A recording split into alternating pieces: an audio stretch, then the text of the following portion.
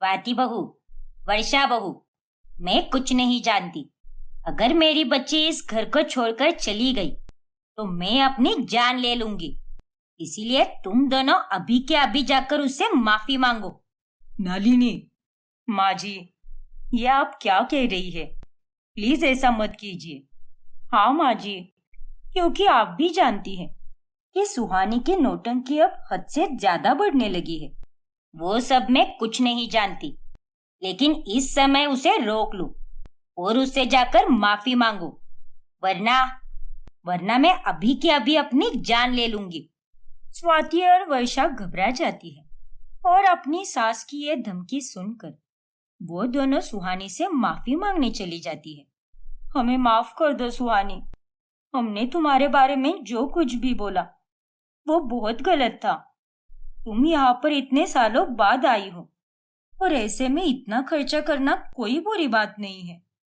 हाँ सुहानी, माफ कर दो अपनी भाभीियों को। तुम हमारी ननंद नहीं बल्कि छोटी बहन जैसी हो। हम दोनों अब तुमसे वादा करते हैं कि आज के बाद तुम्हारे साथ या तुम्हारे बारे में किसी से भी कोई बात नहीं करेंगे। लेकिन प्लीज सुहानी, घर छोड़कर मत जाओ।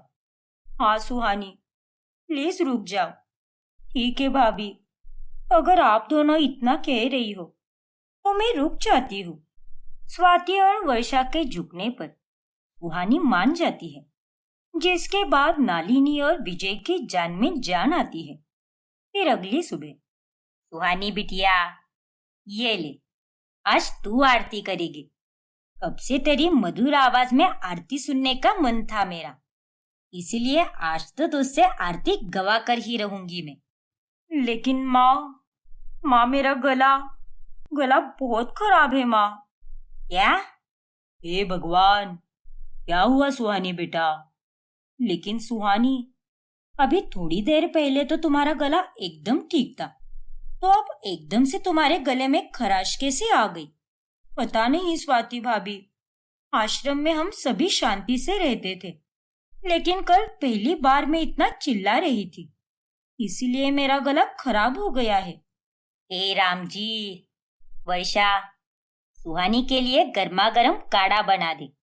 और सुहानी, वो काढ़ा पीकर तेरा गला एकदम से ठीक हो जाएगा, देखना तू। ठीक है माँ, और मुझे माफ करना, मेरा गला अभी खराब है ना, इसीलिए मैं नहीं गा सकती। और आज ही आपकी इच्छा थी कि मैं आरती गाऊं। कोई बात नहीं बिटिया, आज नहीं तो फिर कभी। अब तो तू यहीं पर है, मेरे पास, कहीं भागे थोड़ी जा रही है। हाँ माँ, वो तो है, फिर बाद में। पता है वर्षा भाभी, कल अगर माँ जी इतना ड्रामा नहीं करती ना, तो मैं उस बेवकूफ सुहानी से कभी माफी नहीं मांगती, सच में। हाँ स्वाति, कल माँ जी के कारण ही हमें उस सुहानी के सामने झुकना पड़ा। खैर, अब इस घर में हमारी थोड़ी ना चलने वाली है, उनकी बेटी जो आ गई है। लेकिन भाभी, ये बात मुझे अभी तक नहीं पच रही कि अचानक से आरती के वक्त ही सुहानी का गला कैसे खराब हो गया, क्योंकि उससे पहले तो वह अच्छे से बोल पा रही थी और मैंने उसे कुछ गुनगुनाते हुए भी सुना था। अब वो तो भगवान जी ही जाने स्वाति, इस लड़की का कोई भरोसा नहीं, अब क्या नौटंकी करे। फिर एक दिन जब घर पर विजय का दोस्त सदानंद आता है, तभी वो सुहानी को देखकर विजय और नलिनी से कहता है, अरे विजय, तुम्हारी बेटी तो वाकई में बड़ी प्यारी और संस्कारी है। सच में मेरे बेटे आलोक और सुहानी की जोड़ी बहुत जचेगी। क्यों, तेरा क्या कहना है? अरे हाँ, ये तो तूने बिल्कुल सही कहा। सुहानी और आलोक दोनों साथ में बहुत सुंदर दिखेंगे। हाँ यार, मुझे तो अपने बेटे के लिए तेरी बेटी बहुत पसंद आई है। अब आगे का फैसला आप दोनों के ऊपर है। लेकिन आलोक को भी तो पूछना चाहिए ना कि उसकी मर्जी है भी या नहीं। नहीं नालिनी भाभी, आप उसकी चिंता मत कीजिए। मेरा बेटा मेरी एक भी बात नहीं टालता, जो भी मैं कहता हूँ वो वही करता है। बस आप अपनी बेटी से बात कीजिए। ठीक है सदानंद भाई साहब, हम सुहानी से इस बारे में जरूर बात करेंगे। फिर सदानंद के चले जाने के बाद वो दोनों सुहानी को सारी बातें बताते हैं। नहीं पापा, मैं अभी शादी करने के लिए बिल्कुल तैयार नहीं हूँ। पर बिटिया, उम्र निकल जाने के बाद शादी करके क्या फायदा? अभी अगर तू शादी करेगी तो सही उम्र से बच्चे होंगे और तू अपनी जिंदगी भी ठीक से जी पाएगी। हाँ सुहानी, तुम्हारी माँ एकदम सही कह रही है। अच्छा, तो इसका मतलब ये है कि मैं आप दोनों पर बोझ बन गई हूँ। सही कहा ना मैंने? नहीं बिटिया, ऐसा किसने कहा तुझसे? किसी ने कहा तो नहीं है माँ, लेकिन ये साफ साफ पता चल रहा है। अरे अभी अभी तो आई हूँ मैं आश्रम से, और अभी मुझे आपके साथ वक्त बिताना है, यादें बनानी है, और उसके बाद ही मैं शादी के बारे में सोचूंगी। और जब मेरा मन होगा तब मैं आप दोनों को खुद से आकर बताऊंगी। गुरुजी की सौ माँ, लेकिन प्लीज मुझे अभी शादी नहीं करनी है। ठीक है सुहानी बेटा, जैसा तुम्हें ठीक लगे। हम तो बस यही चाहते हैं कि सही समय से तुम्हारा भी घर बच जाए और तुम भी अपने जीवन में आगे बढ़ो। लेकिन हम तुम्हारी मर्जी और खुशी के खिलाफ जाकर कोई कदम नहीं उठाएंगे। हाँ बिटिया, हमारे लिए तेरी खुशी बहुत मायने रखती है और तेरा जब मन होगा तभी तेरी शादी कराएंगे हम। अब तू चिंता मत कर। शुक्रिया माँ, मुझे इतना समझकर लेने के लिए। फिर एक दिन जब माधव और अनुज दोनों बिजनेस ट्रिप से घर लौट कर आते हैं, तभी वो स्वाति और वर्षा के लिए नए नए ड्रेसेस और मिठाइयाँ लाते हैं। लेकिन वो सारे ड्रेसेस सुहानी पसंद कर लेती है। अरे वाह, इतने प्यारे प्यारे ड्रेसेस! अनुज भैया, माधव भैया, आपने जो ड्रेसेस मेरे लिए लाए हैं वो एकदम फीके फीके से हैं, लेकिन ये ड्रेसेस तो काफी सुंदर और कमाल के हैं। भाभी, मैं आप दोनों के ड्रेसेस में से थोड़े ड्रेस ले सकती हूँ क्या?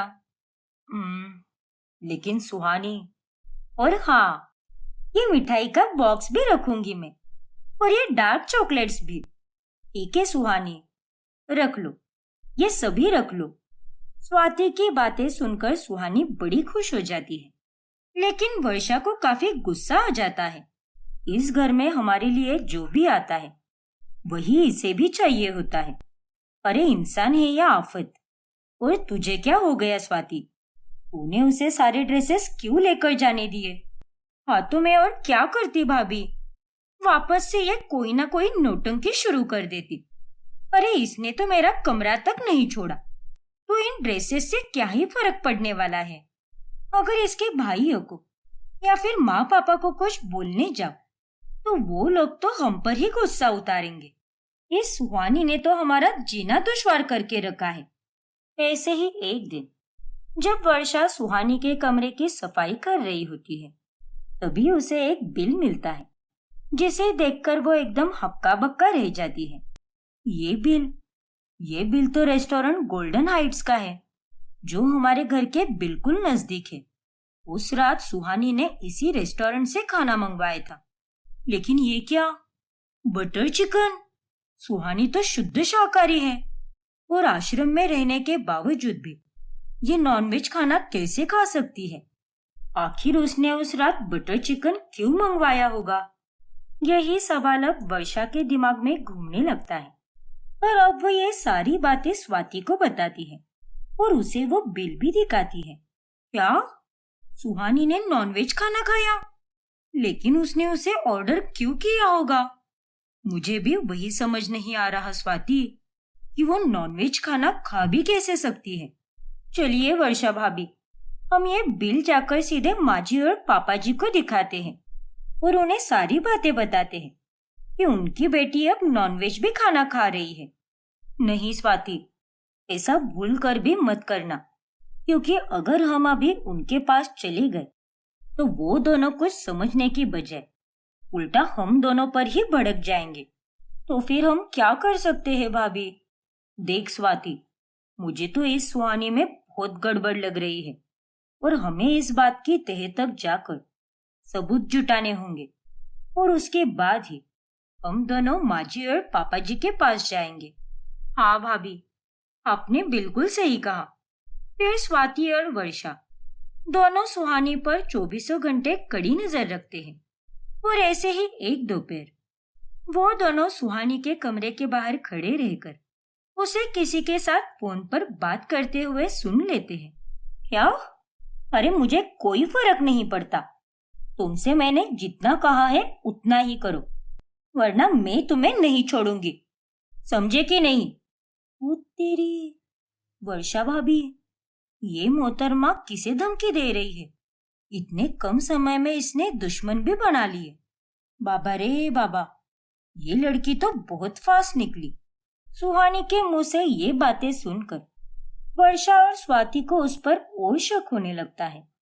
ऐसे ही एक रात वो दोनों देखते हैं कि सुहानी टॉर्च लेकर घर के पीछे के गेट से बाहर निकल रही है।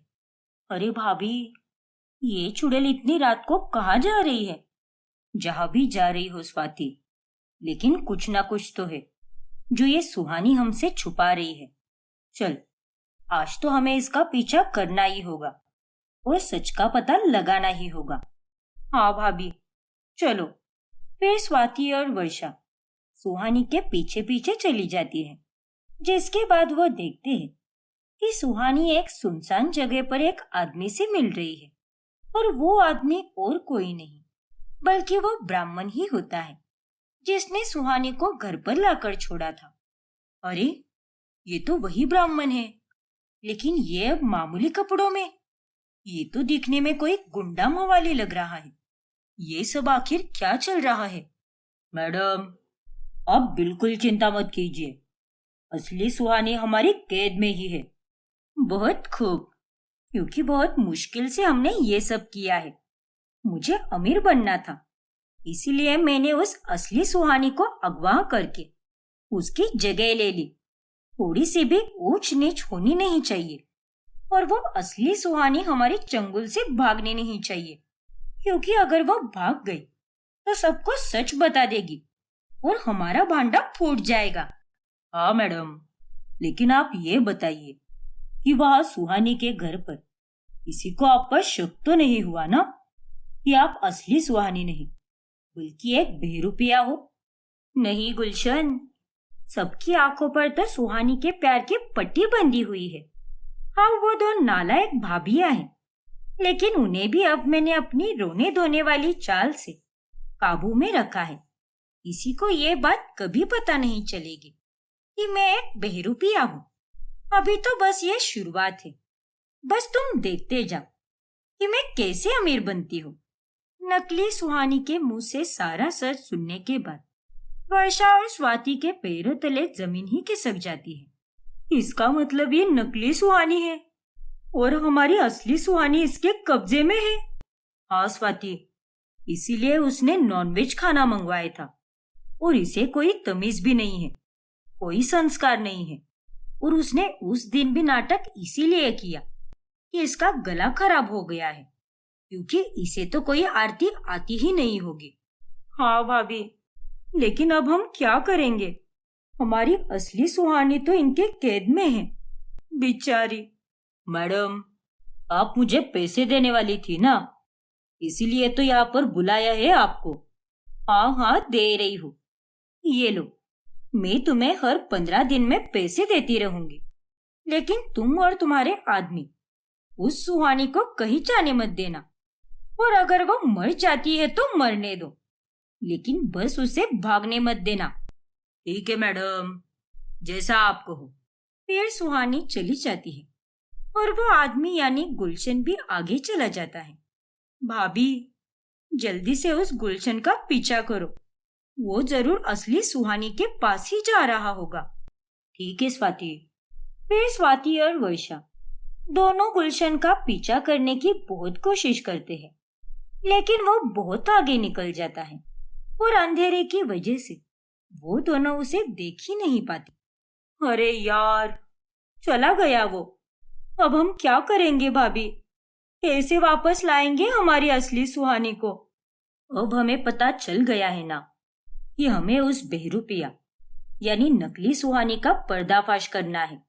तुम फिक्र मत करो, हम अपनी असली ननंद को उसके घर वापस लाकर ही रहेंगे और इस नकली सुहानी को तो सजा भुगतनी ही पड़ेगी, फिर चाहे कुछ भी हो जाए। आगे की कहानी देखने के लिए हमारा अगला भाग देखना ना भूलें। और अगर आपने हमारा चैनल सब्सक्राइब नहीं किया है तो अभी सब्सक्राइब कीजिए और बेल आइकॉन दबाना ना भूलें। रीशा की शादी जतिन से होती है। जतिन एक बहुत ही बड़ा बिजनेसमैन होता है और वो रीशा से प्यार भी बहुत करता है। गुड मॉर्निंग बेबी, चलो उठ जाओ, तुम्हारा ब्रेकफास्ट रेडी है। तुम्हारे पसंद के मैंने सारे आइटम बनाए हैं। ओ माय गॉड, ये सब क्या है? जतिन, घर में इतने सारे नौकर होने के बावजूद भी तुम्हें ये सब करने की क्या जरूरत है? अरे तो उसमें कौन सी बड़ी बात है? तुम्हारे लिए तुम्हारा ये नाचिस पति आज से रोज ब्रेकफास्ट बनाएगा। Thank you so much Jatin, लेकिन सच कहूं, इन सब की मुझे बिल्कुल भी आदत नहीं है, पर फिर भी तुमने जो भी किया है मुझे बहुत अच्छा लगा। इतनी केयर और इतनी पैम्परिंग आज तक मेरी किसी ने भी नहीं की। हाँ बेबी, मैं समझ सकता हूँ, लेकिन आज के बाद तुम्हें किसी भी चीज की कमी करने नहीं दूंगा। हमेशा तुम्हारा ख्याल रखूंगा और ढेर सारा प्यार करूंगा। फिर एक दिन रीशा काम को लेकर बहुत ही परेशान होती है। ओह नो, ना जाने अब क्या होगा। बस भगवान करे कि बॉस को मेरा प्रेजेंटेशन पसंद आ जाए। रीशा को इतनी चिंता में देखकर वहां पर जतिन आ जाता है और उसका मनोरंजन करने लगता है। खई के पान बनारस वाला, खुल जाए बंद अकल का ताला, फिर तो ऐसा करे धमाल, सीधी कर दे सबकी चाल। ओ छोरा गंगा किनारे वाला, ओ छोरा गंगा किनारे वाला। ओ गॉड जतिन, तुम्हारी ये नौटंकी बंद करो।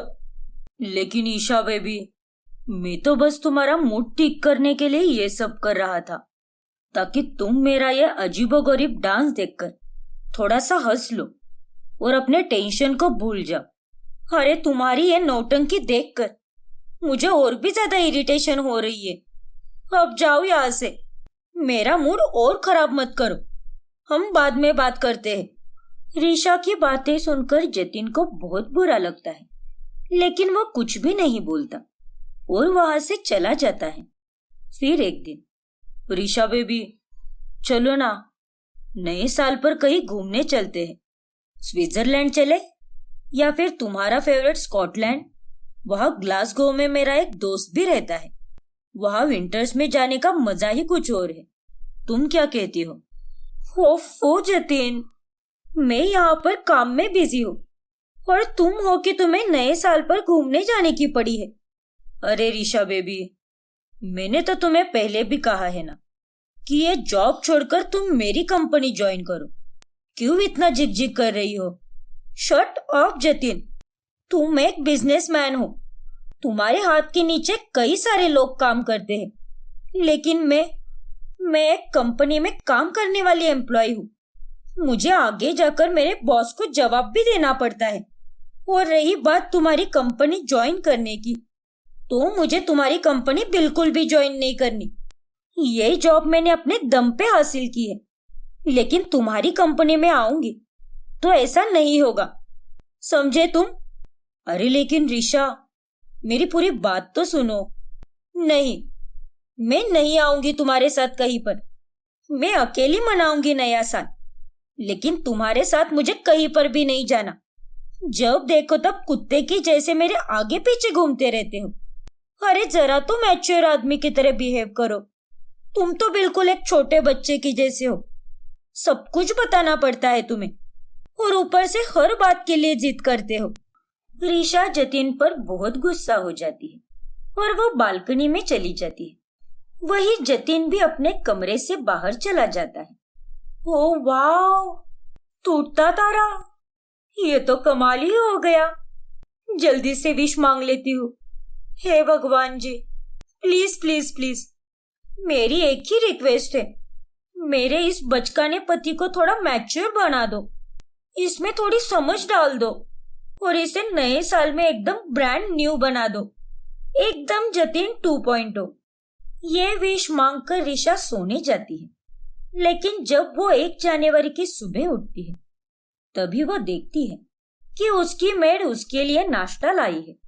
अरे तुम यहाँ पर? साहब कहाँ पर है? हर सुबह तो वो ही नाश्ता लाते हैं मेरे लिए। अरे मैडम जी, साहब तो आज जल्दी ऑफिस के लिए निकल गए। क्या? ऐसे कैसे हो सकता है? मैडम जी, अगर आपको कुछ चाहिए तो बता देना, अभी मैं चलती हूँ। Yes, thank you. जतिन तो हर रोज मेरे लिए नाश्ता बनाता है और कितने प्यार से सर्व भी करता है। खैर, मुझे क्या, मैं क्यों इतनी हैरान हो रही हूँ? ये तो अच्छी ही बात है ना कि आज वो मुझे जगाने के लिए नहीं आया। चलो, नए साल की नई शुरुआत तो अच्छी ही हुई है। जल्दी से रेडी होकर ऑफिस के लिए निकल जाती हूँ, वरना वहां पर मेरी नई शुरुआत बुरी हो जाएगी। फिर ऋषा तैयार होकर ऑफिस के लिए चली जाती है। रात में जब जतिन ऑफिस से घर आता है तभी ऋषा भूखी ही बैठी होती है और वो उससे एकदम सीरियस टोन में बात करता है। ऋषा, तुमने खाना खाया क्या? नहीं, भूख नहीं है मुझे। ठीक है, कोई बात नहीं। इतना बोलकर जतिन वहां से चला जाता है और उसका ये बदला बदला सा बर्ताव देखकर ऋषा हैरान हो जाती है। अरे ये क्या? ये पक्का जतिन ही है ना? या कोई और घुस गया है मेरे घर में? इसे क्या हो गया है अचानक से? कहीं मेरी शूटिंग स्टार से मांगी हुई विश सच में पूरी तो नहीं हुई ना? फिर अगले दिन ऋषा का उसके ऑफिस में किसी के साथ झगड़ा हो जाता है और उसी कारण वो थोड़ी सी स्ट्रेस होकर घर में बैठी होती है। ऋषा, तुम्हारा चेहरा क्यों उतरा हुआ है? कुछ हुआ है क्या? ठीक तो हो ना तुम? हाँ, सब ठीक है, कुछ नहीं हुआ। ठीक है, तुम्हारा जब मन करेगा तब बताना। अब मुझे जूम कॉल मीटिंग अटेंड करनी है, इसीलिए मैं जा रहा हूँ। मिलते हैं डिनर पर। ओके। आज भी जतिन ऋषा को बिना मनाए ही चला जाता है। ये क्या हो गया है इसे? इसका ड्रामा कहाँ चला गया? हाँ, मैं मानती हूँ कि मैंने ही विश मांगी थी, लेकिन अब जब ये मैच्योर आदमी बन गया है तो मुझे खुशी क्यों नहीं हो रही? ये तो बिल्कुल भी अपना नहीं लग रहा, एकदम पराया पराया सा लग रहा है। ऋषा को अब बहुत ही बुरा लगने लगता है। फिर एक दिन ऋषा जतिन से कहती है, जतिन, चलो ना, हम दोनों कहीं घूमने चलते हैं। नेक्स्ट वीक हमारी एनिवर्सरी भी आ रही है, उस अवसर पर बहुत मजा आएगा। स्विट्जरलैंड ही चलते हैं। तुम कह रहे थे ना उस दिन मुझसे, क्या कहते हो? चले फिर? नहीं ऋषा, अगले हफ्ते का मेरा शेड्यूल काफी टाइट है। मुझे back to back meetings attend करनी है। अगर वो डील्स कैंसिल हो गई तो करोड़ों का नुकसान होगा, जो मैं बिल्कुल भी सहन नहीं कर पाऊंगा। क्या?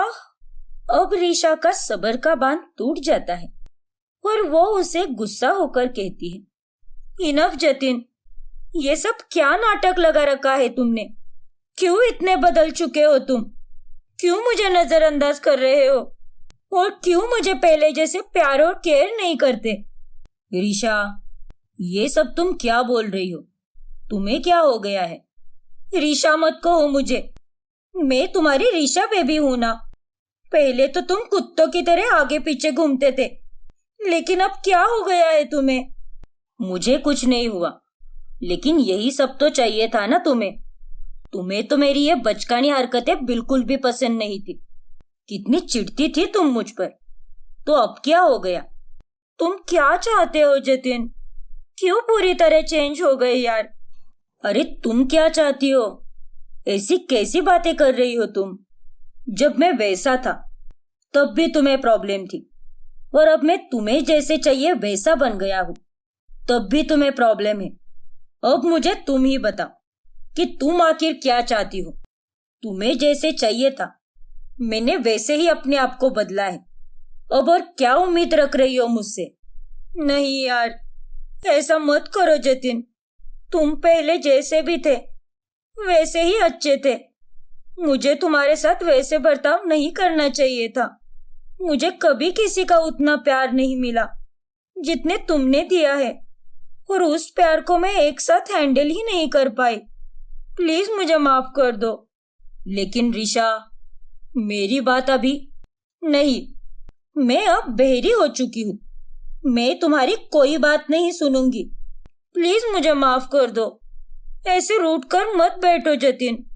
तुम हंसते और गाते हुए और बंदरों की तरह हरकत करते हुए ही सही लगते हो।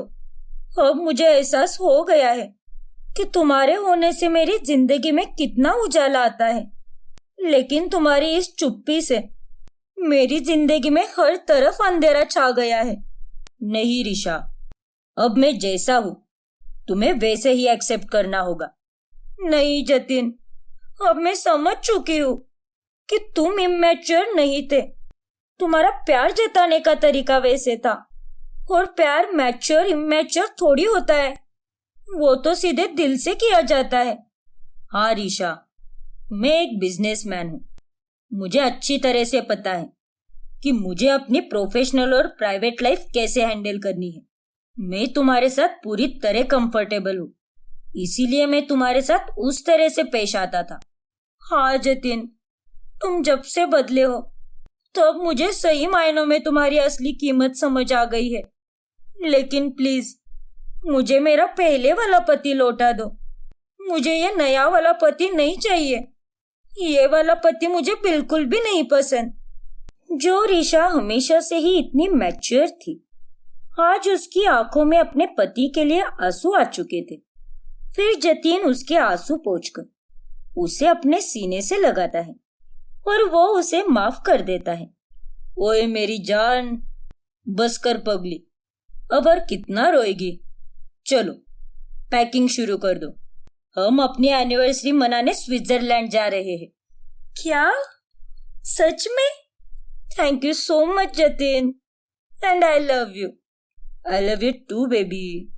फिर जतिन और ऋषा अपनी एनिवर्सरी मनाने स्विट्जरलैंड चले जाते हैं, और नया साल उनकी जिंदगी में ढेर सारी खुशियां भर देता है। रिया अपनी सास विमला, ससुर प्रमोद, पति धवल और जेठ अरुण के साथ रहती है।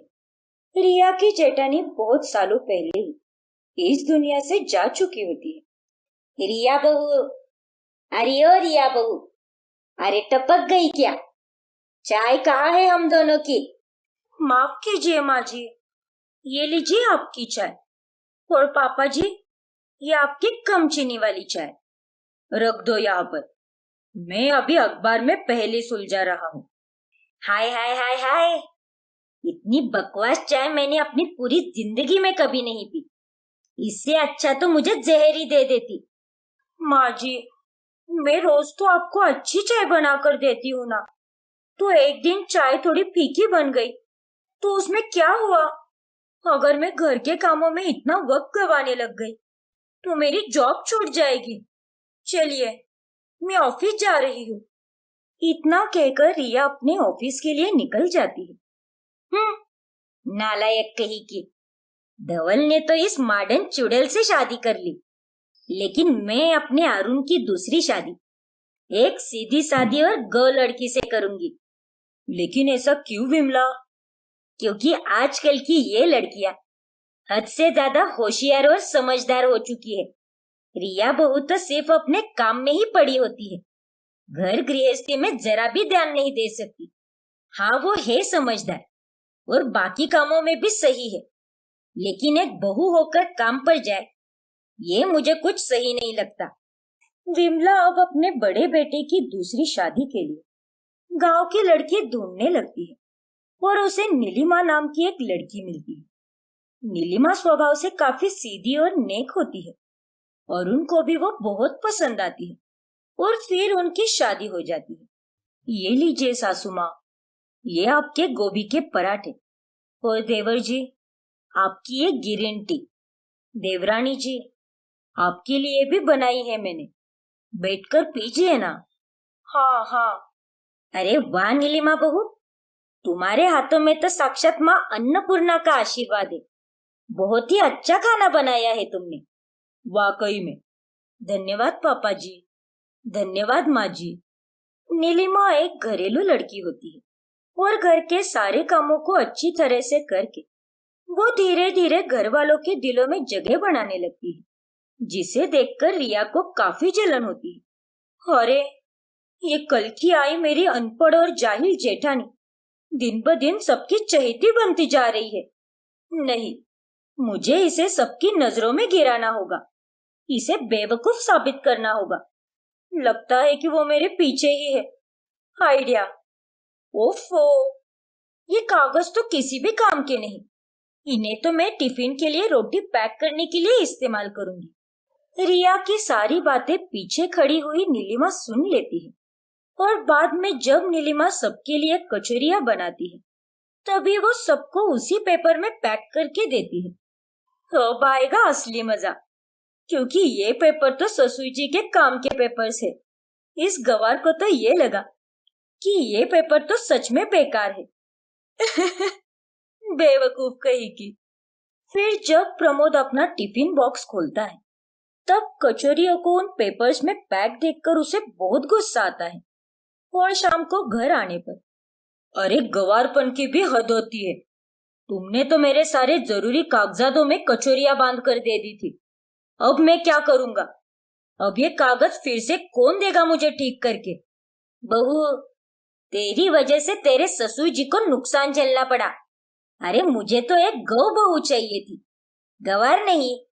माफ कीजिए पापा जी, लेकिन मैंने। बस करो नीलिमा, अब सफाई मत दो। कितना बड़ा नुकसान कर दिया तुमने। वो कागज कितने कीमती थे, इसका कोई अंदाजा भी है क्या तुम्हें? और डांटो इस अनपढ़ चुड़ैल को। सभी लोग इसे सर्वगुण संपन्न कह रहे थे, अब बोल के दिखाओ। घर वाले नीलिमा की इस हरकत से बहुत ही ज्यादा खफा हो जाते हैं। फिर एक दिन रिया देखती है कि उसके जेठ अरुण का फोन खराब हो चुका है। ओ गॉड, ये फोन कितना हैंग हो रहा है, इसे तो अब ठीक कराना ही होगा। अरुण भाई साहब, जरा फोन ठीक कराने से पहले इसे नीलिमा भाभी को जरूर दिखाना। आइडिया। अब मुझे मेरी जेठानी को बेइज्जत करने का एक और मौका मिल गया। इसके चलते तो वो अपने पति के ही नजरों में गिर जाएगी। फिर रिया जानबूझकर नीलिमा के पास जाकर फोन पर बात करने लगती है। हाय रिया, कैसी है तू? मैड डफर, अभी आवाज आ रही है मुझे तेरी। लगता है फोन में ना कचरा भर गया है, इसलिए मेरा फोन बार बार हैंग हो रहा है। अब मुझे इसे अच्छे से धोना पड़ेगा। कॉल पे बात करने के बाद, अरे रिया, मुझे भी थोड़ी बहुत इंग्लिश सिखाओ ना। अभी आपने अपनी सहेली को अंग्रेजी में क्या जवाब दिया? यही सही मौका है, इस मौके पर तो मैं चौका मार लेती हूँ। अरे भाभी, मेरी सहेली मुझसे पूछ रही थी कि हाउ आर यू, मतलब तुम कैसी हो? तो मैंने कहा मैड डफर, और आप गेट लॉस भी बोल सकती हो। मैड नहीं, मैड डफर, डफर और गेट लॉस्ट। हाँ, मैड डफर और गेट लॉस्ट, इसका मतलब ये होता है कि मैं एकदम ठीक हूँ और आप कैसे हो? अच्छा, ऐसी बात है क्या? ठीक है रिया, तुम्हारा बहुत बहुत धन्यवाद। अरे कोई बात नहीं भाभी, अरुण जी भी कह रहे थे कि उनका फोन भी बहुत हैंग हो रहा है। मैं एक काम करती हूँ, रिया ने अपनी सहेली से जो कहा था वही करती हूँ। इसे अच्छे से रगड़ रगड़ कर धोती हूँ।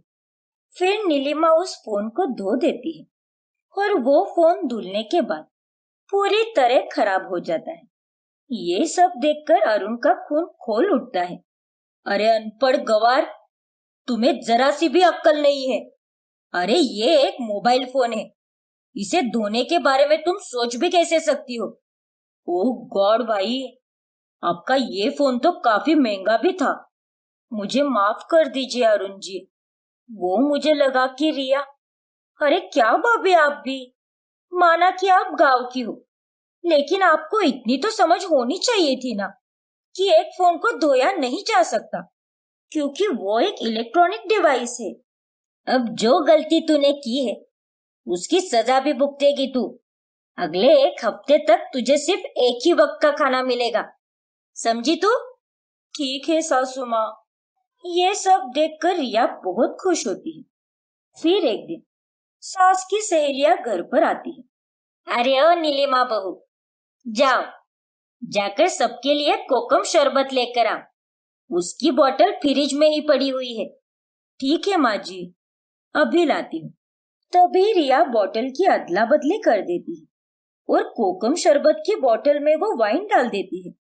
अब आएगा असली मजा, क्योंकि मैंने कोकम शरबत की बोतल में इस नशीली वाइन को मिक्स कर दिया है।